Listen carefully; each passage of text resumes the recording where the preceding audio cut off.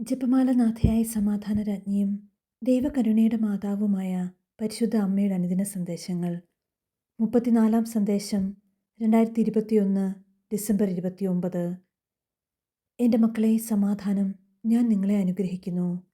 മക്കളെ, ഞാൻ ദുഃഖത്തിൻ്റെ രഹസ്യങ്ങളെക്കുറിച്ച് പറഞ്ഞു തരാം. ദുഃഖത്തിൻ്റെ ഒന്നാം രഹസ്യം. എൻ്റെ മക്കളെ, എൻ്റെ ഈശോ ഗത്സമേനിയിൽ രക്തം വിയർത്ത സംഭവം ഞാൻ പറഞ്ഞു തരാം. പെസഹ ആചരിച്ചതിനു ശേഷം, അതിലുപരി വിശുദ്ധ കുർബാന സ്ഥാപിച്ചതിനു ശേഷം ഈശോ ശിഷ്യന്മാർക്കൊപ്പം ഗത്സമേനിയിൽ പ്രാർത്ഥിക്കാൻ പോയി.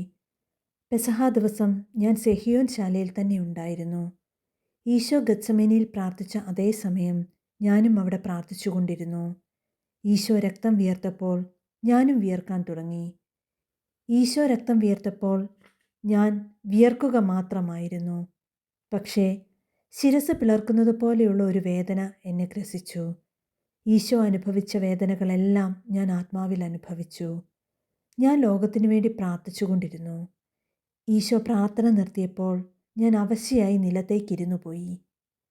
പിതാവ് തൻ്റെ ജ്ഞാനത്താൽ ഈശോയെയും ഈശോയെ ബന്ധിക്കാൻ വന്ന സൈന്യത്തെയും യൂദാസിനെയും കാണിച്ചു തന്നു. ഞാൻ യൂദാസിനു വേണ്ടി കരഞ്ഞു പ്രാർത്ഥിച്ചു.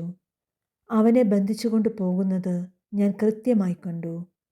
യോഹന്നാൻ വന്നു പറയുന്നതുവരെ ഞാൻ അടുത്തുണ്ടായിരുന്ന സ്ത്രീകളോട് ഒന്നും പറഞ്ഞില്ല.